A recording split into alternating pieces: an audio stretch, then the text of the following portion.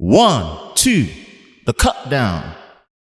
We are going to be talking about the now official AMD GPU powered partnership and Samsung, the Exynos 2200 system on a chip that is going to be one half of the chipset that's going to be powering the upcoming Galaxy S22 series. Ooh, and it was a bit bumpy to get there. We were unsure. There was a bit of skepticism in terms of whether the Exynos version was going to be cancelled, especially after the Snapdragon 8 Gen 1 was announced. Don't know. But before we go ahead, man, as per usual, Happy New Year, people. The cut down is back, live and swinging. We've got Unpacked official. Now we're going to be talking about the Exynos 2200 being official as well. And you know what, man, it feels good to be back. We're going to make sure that we roll this through.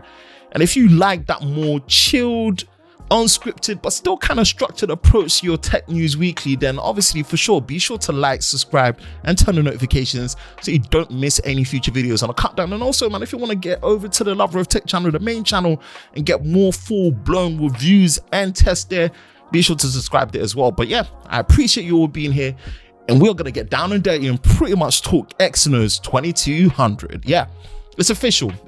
Now, obviously, Qualcomm have their Qualcomm summits, which it looked like it was in person, which was good. People kept themselves safe. People got to link up and see each other and whatnot, which was great to see. In December, where they officially announced the Snapdragon 8 Gen 1, obviously their new 4nm EUV-based Samsung manufactured processed system on a chip that's going to be in their flagship Android phones throughout the year for the OEMs that are going to support it as well. But we all know that kind of relationship that they have in certain markets with the S series flagships that get Snapdragon and the ones that get the Exynos counterpart. So we're waiting for the Exynos counterpart. It was set for a specific day. I can't remember offhand, but then there was a delay. They pulled some stuff, we're worried, but then obviously they just kind of dropped it on a soft one. So we're going to watch the trailer for it. We're going to skip to the trailer, see what going on,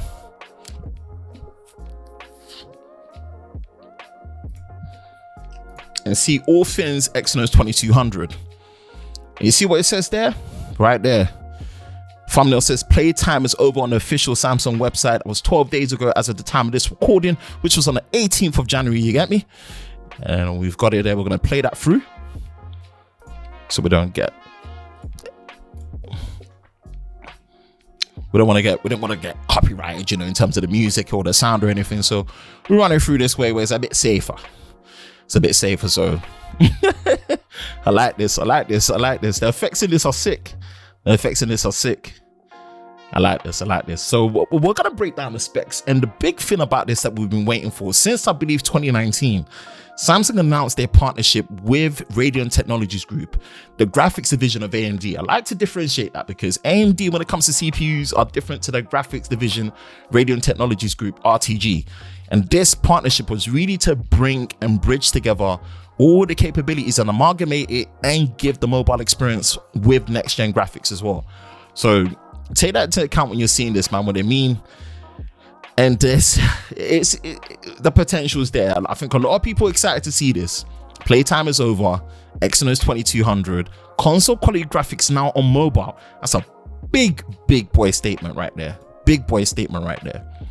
Right? What we're going to jump here and we're going to look at the specifications and the benefits and what really breaks down in terms of what we know and what we don't know, because they're keeping certain things close to the chest. Let's go straight to the specs, right? This is what's going to be the breakdown of it. Obviously, it's an octa-core based design. You've got the Cortex X2 ARM Cortex cores, the two most powerful cores that's there. Then you've obviously got your mid-range cores, which is obviously the Cortex A710 cores, as well as the Cortex A510 cores, which are the 4 efficiency cores. So obviously it goes 1, 3, 4. The big deal was this one here, the Samsung X Clip 920 GPU, right? This is it. This is the RDNA 2 derivative based GPU, and we're going to talk about the specs and what it offers on there. So obviously you've got the new dual neural processing unit. And also you've got obviously the built-in 5G modem that supports sub-6 as well as the millimeter wave with the theoretical speeds that can really boost up. It supports 5G and 4G fused together. Obviously you've got GPS and all these other standards there when it comes to it. In terms of the camera hardware capabilities, very similar to the ISP found in the Exynos 2100. up to 200 megapixel single sensors, and obviously you've got the single mode 108 megapixel sensors at 30 frames a second with no shutter, or the dual camera with 64 plus 32 at 30 frames a second as well. In terms of the video decode and encode, obviously decoding, you can play back 8K 60 with 10-bit high efficient video codec H.265, and obviously 30 frames a second with 10-bit VP9 as well. And obviously encoding, which is the recording onto storage, you can record up to 8K with 30 frames a second, up from 24 with 10-bit HEVC MVP9. In terms of displays, it says that you can push displays with QHD plus at 144 Hz or 4K UHD at 120 Hz. Let's see, view more.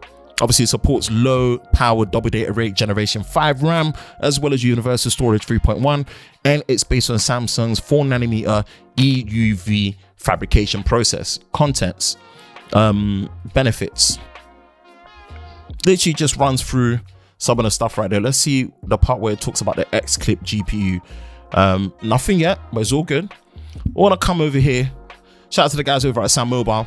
Give some breakdown of the stuff that we want to see. Right here, what it says is that obviously the Exynos uses ARM's V9 CPU cores and AMD's RDNA 2 base X-Clip GPU. And obviously, the Samsung has used the semiconductor manufacturing process, and obviously it's based on an octa-core design, 1 Cortex X2, 3 A710, and then 4 A510s. They haven't given a clock speed, but obviously what we're suspecting is that the highest, strongest core is going to clock all the way up to 2.8, which is probably slightly lower than what we had with Snapdragon. The middle ones are going to be at 2.5, and the 4 efficient ones are going to probably go up to 2 gigahertz. The X-Clip GPU, the good thing about this is apparently what it does support is variable rate shading, which is very efficient and less taxing for higher frame rates while still maintaining a high quality. And then also on top of that, it's meant to support some form of hardware-based ray tracing. I think it's going to be a very, very low level hardware based ray tracing, but this is just putting into mind all these other specs that we know. This we know, this we know, this we know, this we know, this we know. So that kind of gives things in perspective, right?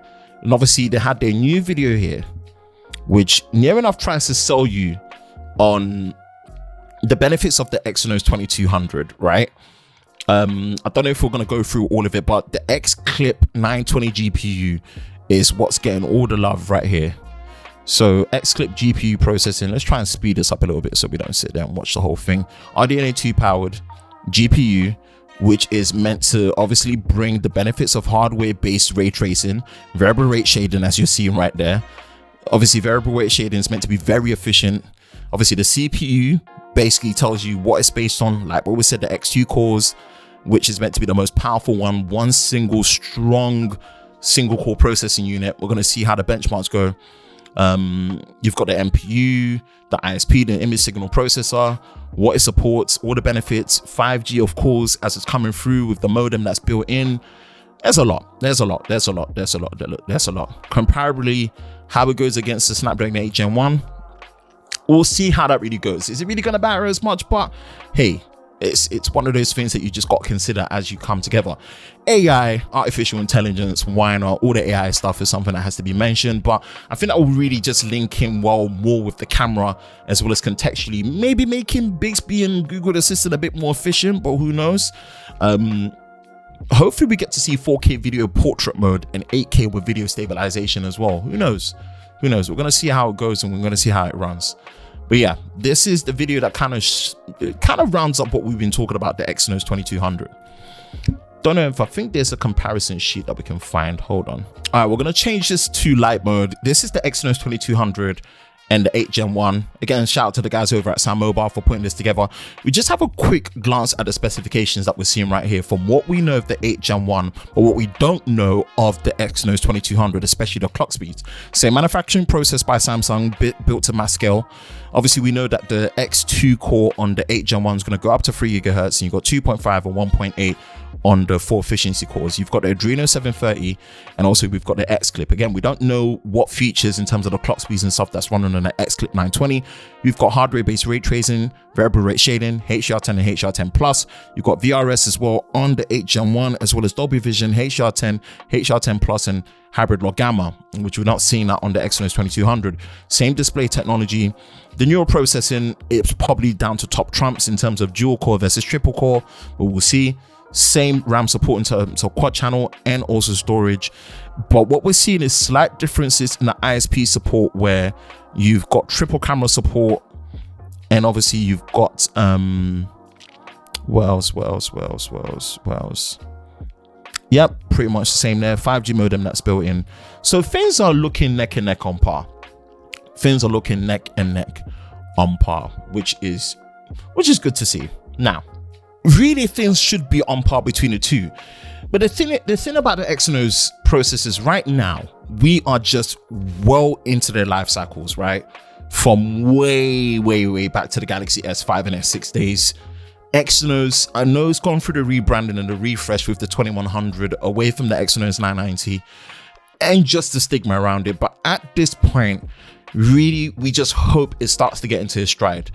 We're very optimistic about this partnership with AMD and the potential that it could bring to really shake up the mobile industry. This could affect more than mobile phones. It could affect the next generation of handheld consoles, right? AMD have been really good at building these system on a chip based GPUs. And if you look at the next gen to current gen consoles and the previous gen, they've dominated that. They've dominated that space. So we just hope that they can bring that to the mobile phone space, while still keeping the efficiency and giving the performance that we need. It's gonna be a hard sell. Not a hard sell, it's gonna be a hard tell, let's put it that way, right? The day-to-day performance is not gonna be issue. It's just the optimizations around thermals, battery, sustained performance, and also the promise of the graphics. Like, that's a big statement to say console graphics on mobile. That's a very big statement. So we're eager to see it. You know, this is something new, a bit of competition to shake up. Obviously, the Adreno GPUs are more than tried and tested, right? They don't really have much to prove in a sense in terms of what Qualcomm are bringing. But Samsung right now, from now going forward, this partnership with AMD needs to pay. From now to the next 2 models up onto the midpoint in 2025, mid-decade of the 20s, yeah, it's gotta pay. But yeah, Exynos 2200 is official, man. Let me know in the comment section below, like, what's your thoughts on it? What region are you in? Which one do you think you're going to be getting? But yeah, that's it, man. Like, subscribe, and turn on notifications so you don't miss any future videos on the cut down. I'll catch you next time.